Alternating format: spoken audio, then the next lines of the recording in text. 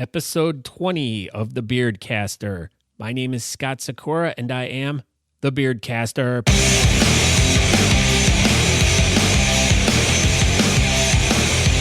Welcome to a podcast all about beards and mustaches and the great people who live in the community. These are the stories and adventures from the people who grow them and embrace them.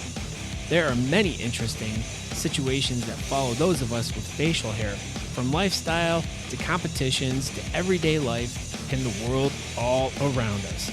So join me today as I share the stories about these people and hear how they are using their facial hair to be awesome and do great and fun things. Once again, my name is Scott Sakura. Thank you for joining me again today. I got a really awesome episode for you today. My guest today is Vermin Supreme. Now, if you have not heard of this guy, you've obviously been living under a rock. He is, number one, he has an amazing beard, but he also has an amazing boot on his head. I don't know what that's all about. He's not even Canadian. Let me tell you a little bit about Vermin Supreme before we get into this episode. Now, I have taken some of this information from Wikipedia, so it's pretty 100% dead nuts on. Vermin Supreme is a bearded, boot hat wearing presidential candidate. The self-proclaimed friendly fascist promises a free pony for every American, a fully funded time travel research program, zombie preparedness initiatives for a new American republic, and mandatory toothbrush act. He's been running for the office of presidency since 1992 and ran for mayor of Baltimore in 1987. It has pretty much run for every political party out there. Thank you. Now, that's a little bit about Vermin for you. So this is going to be a pretty exciting episode. But before I get to that, I want to tell you all about my website, thebeardcaster.com. All one word, www.thebeardcaster.com. You can go to that website, and they will give you direct links to all my social media sites, Facebook, Twitter, Instagram, YouTube, Pinterest. They're all there, all these different things. And you can also directly email me at scott@thebeardcaster.com. You can also subscribe to my podcast through any of the different types of podcatchers you might have on your mobile device or your computer or your iPad or your Kindle or whatever the heck you listen to iPads on. I have different ways of listening to it. You can just stream it real easy.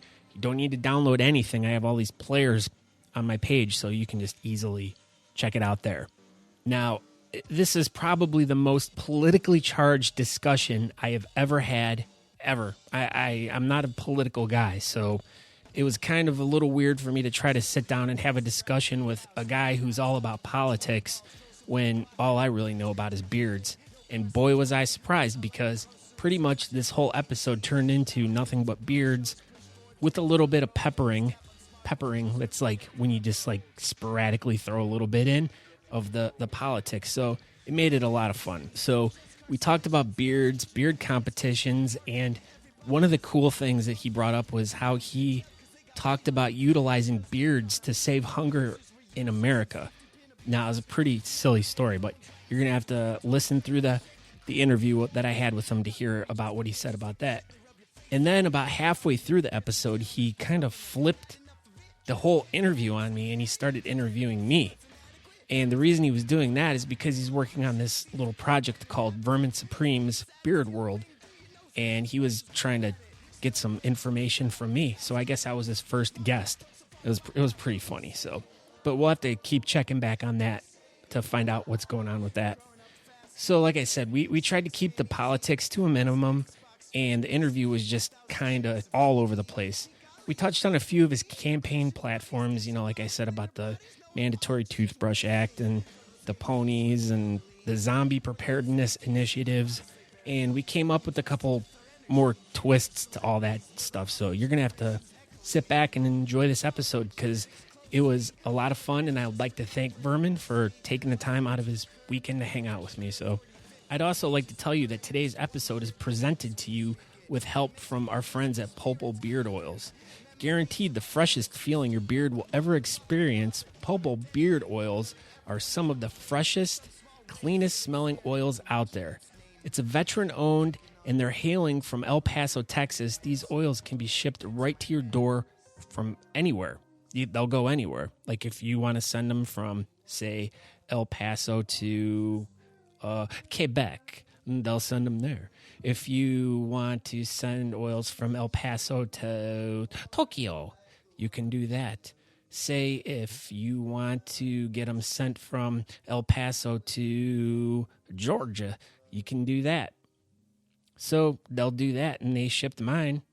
And I'm loving the Four Horsemen and Red Alert scents. They're great. Both have a bright and vibrant smell, and they last. They have a long-lasting, enjoyable fragrance. They also give my beard a really nice luster and shine, and they don't leave it feeling heavy with, sometimes like it just straightens it out, and it makes it just feel like you got a ton of oil in there.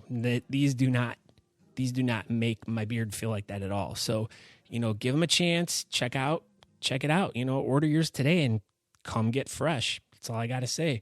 You can go to pulpobeardoils.com and order. Thank you guys for making this episode happen. So without further ado, let's get into it with Vermin Supreme and action. I'm here with Vermin Supreme. This is a very special edition of the Beardcast. Yes, it is. Yesterday I met Vermin. We both were judges at a beard competition in Shippensburg, Pennsylvania, called the Bearding Man competition. Bearding Man, Bearding Man, Bearding Man.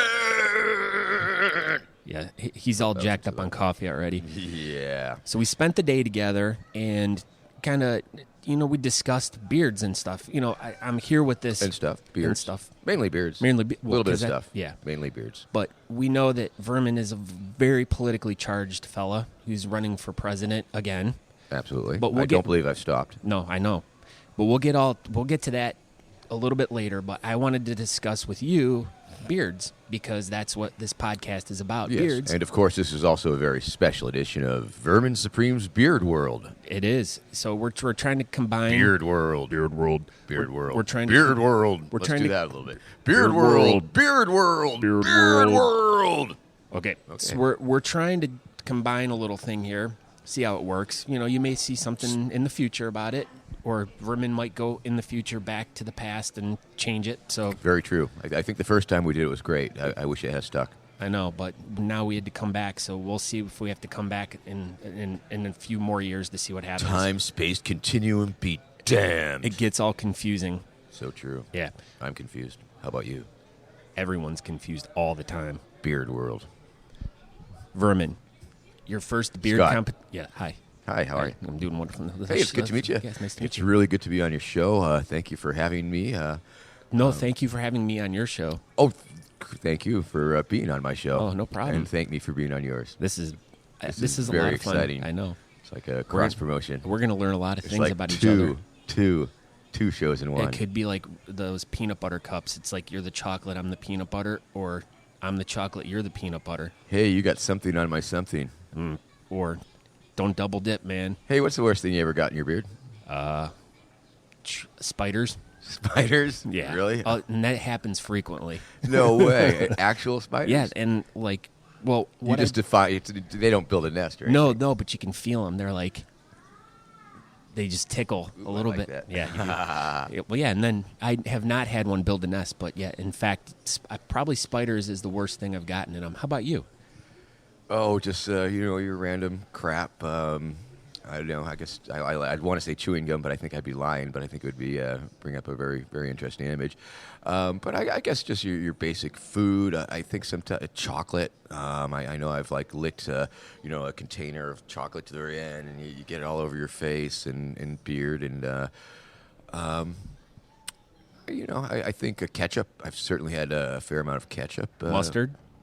Some mustard, some mustard. But I like ketchup with my eggs, so it's much more likely to end up in my beard. Yeah, mustard's not a favorite thing to have with eggs. Yes. Now a lot of people don't know that there is a mutual reciprocity in the world of men with beards, and there's this unwritten code amongst our community.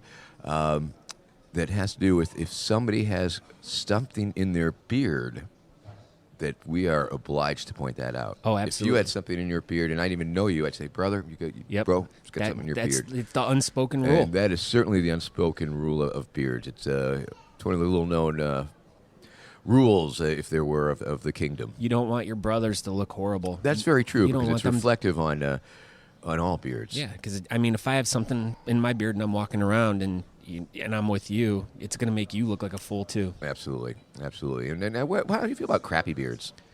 Well, it all depends on what do you mean by crappy beards, like Some patchy ass like thing Keanu going- Reeves. Yeah, something that just ain't quite a beard. I mean, something that the person thinks is a beard, but it's not really a beard. I find that really annoying. I applaud him for trying at least, but yeah, if it's not growing in, at least nice. If it's too patchy, then yeah, I would agree. Cut it off. Yeah, I think That so. I mean that also is like having food in your beard. I think that would have been a very interesting twist to have the loser, just snip it off last night. That'd be fun. Well, that we were discussing that to have a category one time in a beard competition where you pick two people, and whoever loses, the one guy has to shave the other one right up on stage. There was that contestant last night telling us about how his club did Yeah. choose one member every year Yeah, to. Yeah, they choose have a one fundraiser. member every year, and they raise money for charity. And once they get to a certain point, then they pick a member and they shave their beard off. So, I mean, that's really cool because, once again, all these events are charity-driven. So any other ways that we can get more money for charities, I mean, sacrificing your beard, if that's what you got to do, then that's what you got to do. I suppose so. Help the children. I'd be a little frightened. I haven't seen my chin since I don't know when. It must have been about 1979. I Wow. believe was the last time. It was during my high school graduation photograph.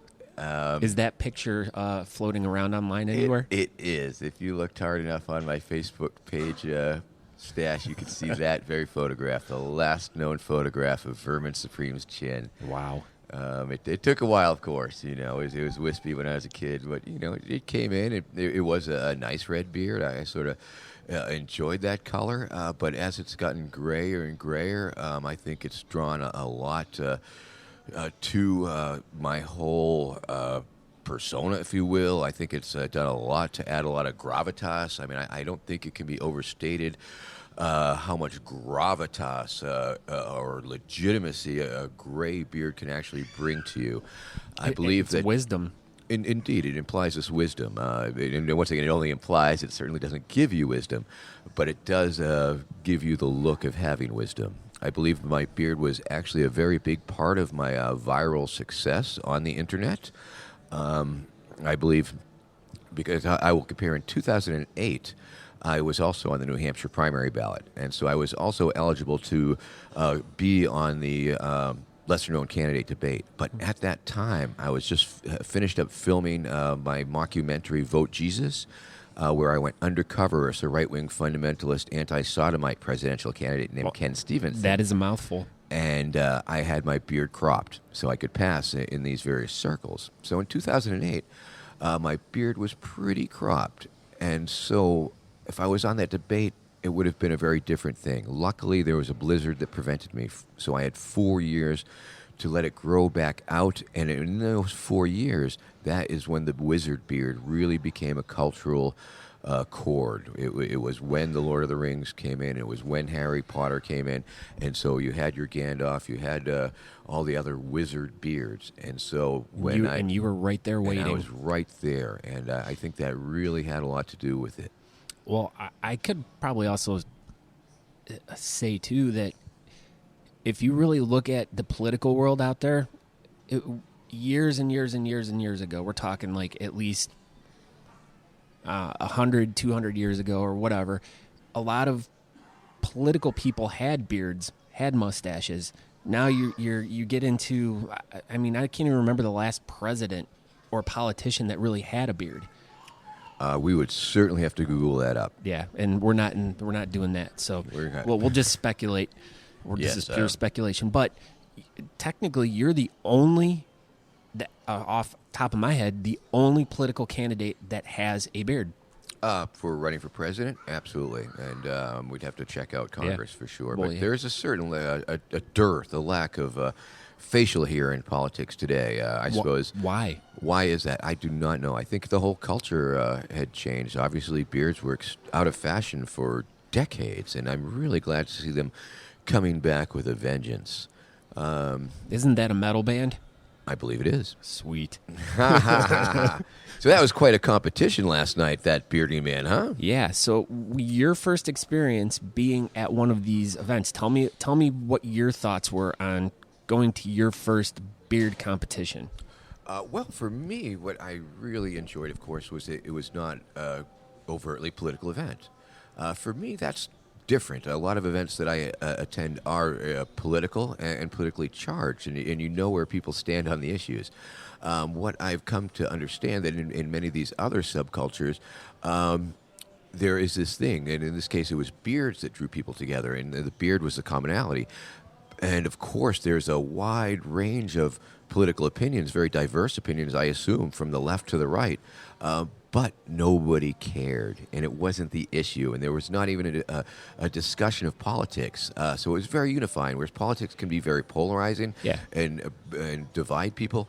I think the greatest divide in the facial hair community is perhaps beards versus mustaches. And that could be, that is really true. I mean, there is, it's either you're a beard guy or you're a mustache guy. And sure, and people don't really get that upset about it, and you know, they're not going to. I mean, they could argue that fine point for a long time, I suppose, but it's just not as vitriolic or vicious as people who are discussing politics. Yeah. Now, definitely there is an element of judging in what happened last night, and you were one of the judges. I was one of the judges. How did you feel about judging a man and women about their beards last night? Did that make you feel okay? Were you confused? It was okay. Were you scared? I did not feel like I was judging them as people. I mean, I was judging their beard. I tried to keep their beard separate from the person almost, although the beard is certainly part and parcel of the person. It took me a few rounds to really get a feel. I mean, at first it was a little hard. That's what she said. Yes, it was. And to exactly see what I was looking for. I mean, to see what really made the beard. Well, I definitely saw from the very beginning to the very end, like how your style of how you looked at everything changed. I mean, you were like kind of moving around, kind of looking, and then by the end of the competition, you were like getting your fingers in there. You were digging into those beards, trying to see the under. Like we were Absolutely. just laughing because you were all about the underbeard. All about the underbeard. All about the underbeard. Yes, I mean there's a lot to be said for the underbeard, and I really liked when they stood straight up. When you put your head back and the beard stayed with the plane of the face. Yeah. I found that very exciting. If it was almost too long and too heavy, it sort of pulled itself down, and so it wasn't, and a well-groomed the underbeard. I mean, I think my underbeard is pretty darn bushy like the rest of my beard, but I had a real appreciation for just when it was a straight plane. So that got a lot of points. I was also very appreciative of the various densities. Some folks had some very, very dense beards. The shaping of the beard is also very interesting. I mean, I remember this one gentleman who I just couldn't get over really the shape of the beard. It was just, it started out small and then it got wide and went back down, and it just had this overall roundness. I mean, it seemed as if though it could completely exist on its own. I think that my appreciation of what a beard was magnified. I think my streamlining process, as my brain became rewired to seeing a beard and what a beard really was and is, and what made it special. I felt bad after a while. Like in that one round, that grueling round with the 16 contestants. The under 10 inches, I believe it was. Under 10 inch. It was, wow. That was a tough one. And I didn't feel like I could give every individual beard the attention that it deserved. I found myself like I'd see the beard up on stage, and I'd say, "Oh, not that one, Yeah. not that one," and I really felt bad that I was at that point where there was just so many beards coming at us. It was like, okay, that one, no, because you were looking for the top three, which was very difficult at times. Now, what was your take on the women that participated? Like, I'm sure that was something that you've not really seen before. Well, I have seen in my travels many actual bearded women. Women yeah. with real beards. Of course, they cannot have the fullness. It seems genetically that they're doomed to having sort of wispy beards. Yeah. And of course, I've seen many transitioning female to male individuals, and oftentimes they have great beards, I've got to say. But many times it takes a lot of testosterone. Testosterone. Yes, that too. Yes, that bit of both. more coffee A little bit here. of both of that. But yeah, yes, the women's beard was amazing. That the fake beard on that one woman was just incredible. I mean, had me really wishing that it was a real beard. Oh, the one who had it was actual hair. Number 62. Oh, jeez, wow! You got a good memory. I think it's a steel trap up there. It stuck out in my mind. The beard was amazing. I mean, it was I hate to say it, but it was almost a better beard than yours. Oh, hey, that's all right. You can say that. It was about the that. length, and it was all full, and she just had this amazing. I mean, don't get me wrong. I like your beard. I love your beard. Oh, I would thank never you. say anything bad about your beard. Hey, you can. But this woman's beard was just simply amazing. Some of the fake beards were really incredible and very creative. That was a very fun category to judge because I believe their beards were not so wrapped up into their being. I mean, the real beards obviously mean a lot to the individuals wearing them. They have an emotional attachment to them. So it was a little hard to, I didn't want to make anybody feel like they weren't a winner or that they weren't in the top three. But I guess that's the nature of competition and judging in America. Yeah. Well, and these events are, it's a vanity event, and it's a pride event, and it's bragging rights. But like I said before, it's the real winner is the charity that we raise the money for. And I think that's why I'm really into like growing beards, the bearding competition stuff, because it's a way that I can use something that I like for it's my superpower.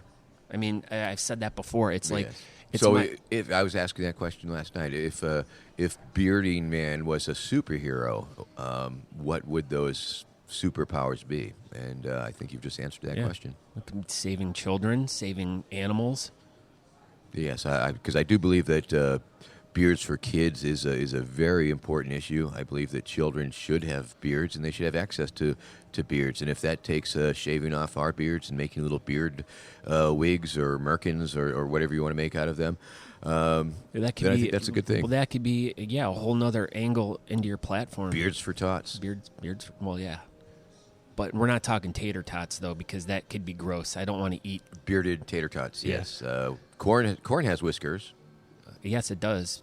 But I thought we were talking about tater tots now. For charity. Yeah. Yes. And like when you eat them, there you go. I've gotten tater tots in my beard before. You kind of bite them, especially the crispy ones, and they kind of just fall. And Yes. I could see that, getting drunk and passing out. Yeah. And But you can't eat tater tots when you're passed out. No, you might ate them asphyxiate. before. You could choke on them, I suppose. All right. Yes. Now, the Thought Loft was a great venue. oh yeah, yes, and It was a little warm. well, it's that time of year. I mean, Indeed. if it was January, it'd be a little cold. I bet you. True that. It's all relative. Beards are great in the winter. Yeah, because they keep your faces warm. Indeed. And they're good in the summer because they keep your faces warm. Yes, absolutely. And they catch the sweat. Now, back in the day, interesting beard story. Yes. Probably around, I'm going to guess, say 1992. Probably right around the time of my first presidential run. I had it in my mind. I was wondering if it was feasible to grow sprouts in my beard. Oh. And my theory was that there are millions of acres of beards probably in America. Yeah, if you put them all If you together. put them all together, you'd have quite the acreage of beards, and that this is perhaps an underutilized resource that could be used for food production. Because certainly a lot of bearded people do have food in their beard, but I don't believe they've actually tried to grow food in their beard. So I was trying to become a human chia pet, if you will, with sprouts. And it limited success. I So you gave actually it a lot went, of you went through the whole effort. testing. I period. did test growing sprouts in my beard from the seeds and watering them. And Were Brussels sprouts? What I kind think of they were sprouts? alfalfa sprouts. Oh, Perhaps I would have been better with chia sprouts. But what I discovered was that it was very hard to keep them watered, and the warmth of the flesh was detrimental to the growing of sprouts. I can see that. I would have to say that ultimately it was an unsuccessful experiment, but I will say with pride that I did give it the American try of trying to grow sprouts in your beards for America. Well, you were trying to help the people that were starving in the country. Indeed. And you were trying to use your beard to do that. Indeed. I mean, I believe that I did try and cheat a little bit. I did stuff a whole bunch of sprouts in there, fully grown, and I was offering them to the people at one point. But, You're always looking out for the less fortunate. yes. Okay, tell me about now. You said you started growing your beard when you graduated from high school. I had started prior. All right. I mean, it was starting to grow out, but it was it was crappy kid beard, but I did shave it for that one photograph in 1979, and never looked back. Why? Well, my daddy has a beard, and I guess it seemed like a natural thing. My brother had a beard. We have a bearded little cluster there, and shaving sucks. Let's face it. Yeah, it does. And how much time it takes out of your day to do that. Absolutely. I mean, we're saving hours, and you add those hours up, and you add those hours up. Absolutely. We are going to live so much longer. And we'll be able to do a lot more. You'll be able to save the country more. Indeed.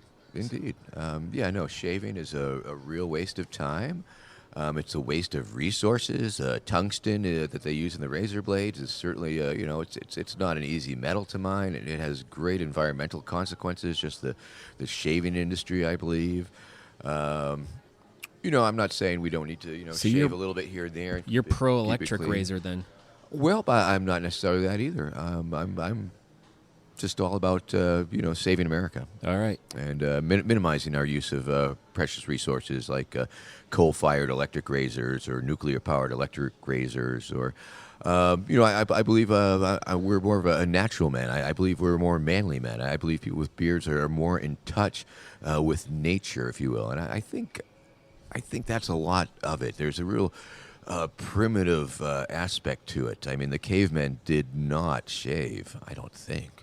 No, because they would take rocks and they would sharpen them, but I don't think they could get down deep enough to get that hair out. Now, I don't want to start any religious wars. Did Muhammad have a beard? I have no idea. I mean, Jesus had a beard. Yeah. Now, I'm not trying to say you should choose your faith or religion based on beards. Did Buddha have a beard? I don't think that he did. Every depiction I've ever seen of Buddha, no beard. It's interesting. Who else? Santa Claus. He has Santa a beard. Claus. Yes. It's flying spaghetti monster. Yeah. Absolutely. Bigfoot. It's made out of spaghetti. Yeah. Yeah, so, thank you for turning that in that direction. Well, it's supernatural, man. That's where it's at. Yes. God had a beard. The Judeo-Christian God in the sky God who you see in the cartoons has a beard. And they always depict the devil with a beard. That's true, too. He has that little goatee Fu Manchu yeah. thing. Yeah, what's up with that? Abraham Lincoln also had a beard. Abe had a beard. Yeah, many great American presidents and several not-so-great presidents had beards, for sure. I heard a good story about Abraham Lincoln and his beard, that he was clean-shaven for most of his life, and some little girl came or wrote him a letter, mailed it to him, and said, "Hey, I think you would look really good with a beard. Could you grow a beard?" And he grew that beard that he had, and he kept it. I heard that story. Yeah. Yeah. So it is. So two people, we can confirm this. Yes, Two I also people. heard George Washington chop down a cherry tree, and yes, Virginia, there is a Santa Claus. So it's really hard to tell about these little pieces of Americana, for sure. the little pop culture. Yeah. It could be true. It could not be true. That's very true. That's very true. That is true. That's a true statement. But it might not be, though. So how long have you been beard casting? I've been doing it for approximately, well, let's see. I started, I'll just put it this way. I started January 1st of this year. Really? Yeah. How's it going? It's going good, and I'm very happy. It progresses each time I do it, and I'm enjoying it very much. I'm enjoying the fact that I get to talk to different people about something that we all have in common. Yeah, no, it's very true. I've noticed it just seems like there's a real dearth of beard-related content out there, and I'm really glad that you're putting it out there. Well, I'm trying to do it, and I'm trying to do something a little different too, because there's not a lot of people talking about the competitive side of it. But it's not the competitive side; it's the there's contests, and we had Whisker Wars, that TV show, and that was about a couple guys and a couple teams from across the country that were doing competitions, but they never really focused on the charity aspect and why the guys were doing it, and the good they were doing for the communities. And then they had their few main people that they focused on, and there's a lot more people out there from coast to coast that are the unsung heroes. Very true. That are doing really awesome things with their beards. And like you, for instance, I mean, it's like you fell upon me. You fell into my lap, and it just whoa, jeez. Sorry there. He fell in my lap. But to meet you and to hear your journey you've definitely lived a very exciting life. You've done a lot of things. A bearded life. And you've done it with a beard. I don't think I could have done it without my beard. You probably could have, but we can go back. You can go back in time and see what happens. That'd be very interesting. But yeah, so I've gotten to meet a lot of really interesting people. I've got to talk to, tons of people that have no idea that it exists, and at least I think I've opened a few people's eyes to what the whole scene is. So I've enjoyed it. I can't complain. It's going swimmingly. That's really nice. And what is your URL again? TheBeardcaster.com. TheBeardcaster.com. Yes, Don't want to forget the. Yeah, TheBeardcaster.com. TheBeardcaster.com. And my website is so easy. You just go right to it, and there's a player right there. You just click play, and it's the latest episode, or you can go through all of my older ones. Tell me about a few of your favorite episodes. Some of the people you geez. might have met or places you went. Well, let's see. I interviewed a girl a while ago who was a hairstylist, and she gave me a lot of really cool points on how to take care of your beard, like certain trimming techniques or brushing techniques, different kinds of products you want to use in your hair, different kinds you don't want to use in your hair. So super glue. No, that one's not a good one. No. They frown upon that. But those episodes where I'm learning about the care, and I can share it with other people so they can take something away from it, learn something, gain value from it. Those are the ones that I enjoy the most. Mm. So that one's probably one of my favorite ones. What was her name? Emily. Emily.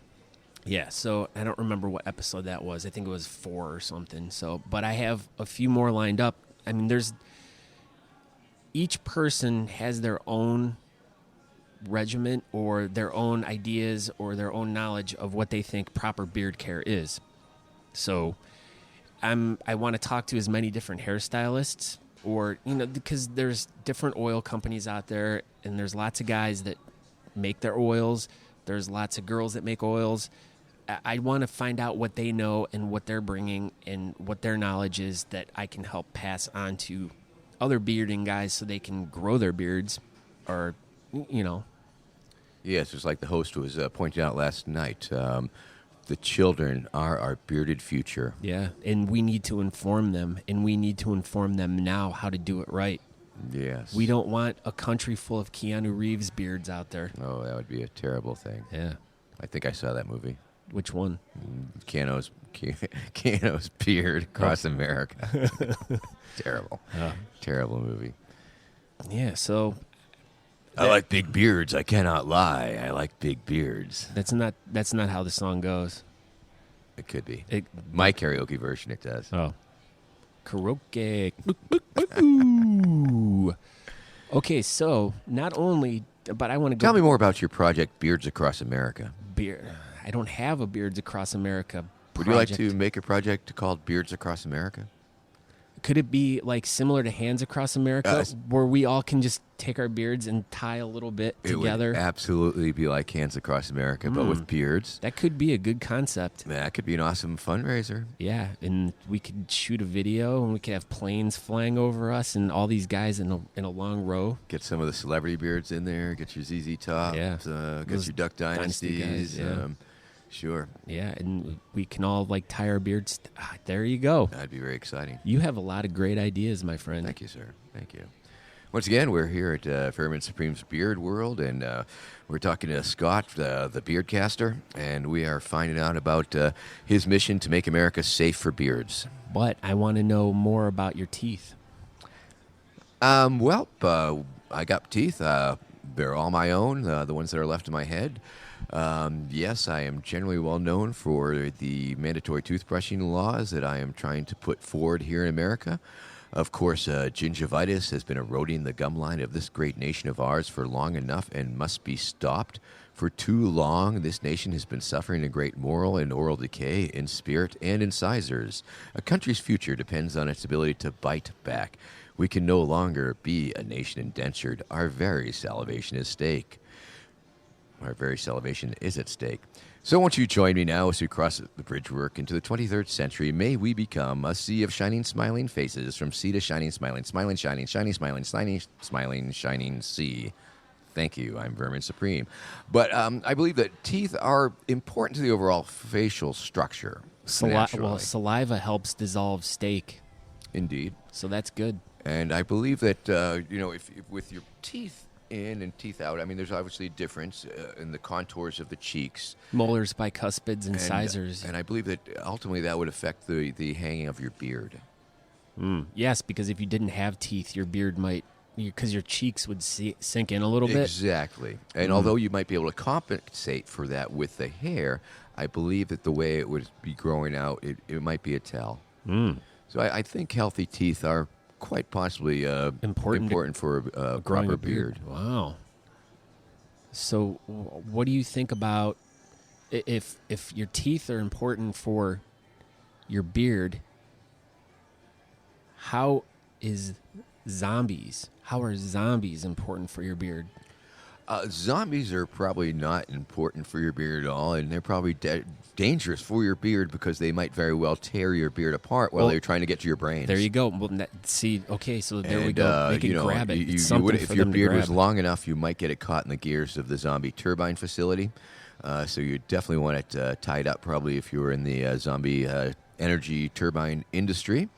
That would probably have to be. You would have to wear a hairnet or just be clean shaven in that industry. I think so. Just once the zombies are properly in their harnesses, they probably if you stay out of their reach, they're not going to grab your beard. But if you got too close, big disaster. But we're worried about the machinery grabbing your beard. So yes, but you also have to worry about the zombies themselves. Yeah. Once they that's a twofold problem right there. I mean, depending on the texture of your beard, I mean, they could pull you right on in there. I mean, some people have the beards where it would go right through. Now, what if we just cut all the zombies' hands off? Sounds really gruesome. I mean, ultimately, yes, in terms of energy production, and you just need the treadmills. I guess their legs, and I guess they don't really need. But I think people would complain. Yeah, well, you could put like a piece of tape over their mouth, cut their hands off, and no one would have to worry about them. Well, once they're in the harnesses and energy, I agree. Because you're taking that one danger factor out of it. But then you have all these zombie hands, and I believe if memory serves me correctly, they will start creeping and crawling. But can't you burn those and create energy? I suppose that you would have to, because otherwise they will crawl up your leg and strangle you. Maybe we could have come up with a different type of engine for a car that runs off of zombie fingers. That would be amazing. Yeah. That could work.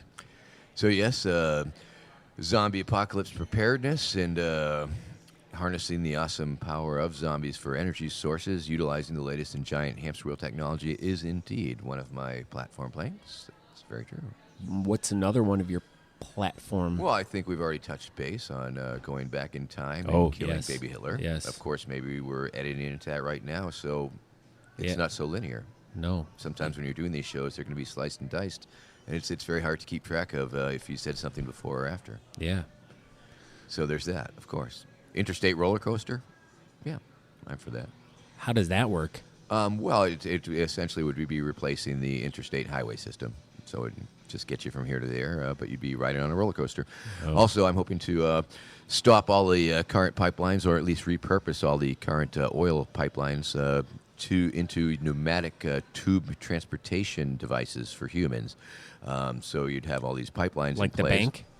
Exactly, and once we have zombie-based energy, once we've harnessed pony methane gas, all these pipelines will have really no use. So I think it would be best if we just retrofitted them into be pneumatic tubes like at the banks, and whoa, shit. Boom, there you go. You scared me. That's really fast. Super fast. Okay, let's wrap this all up. Okay, let me got my new book. Oh, yes. Want to promote my real book, my new book here. It's a Blueprint for a New America, iPony. It's a startling look at the future long after a vermin supreme presidency.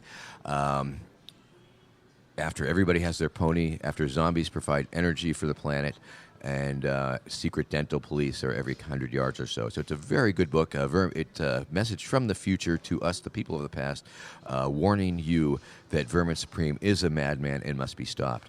Also, of course, on Vimeo is the Who is Vermin Supreme documentary. It's based on my 2012 presidential campaign, and that's a very amazing document. Whoisverminsupreme.com will get you there.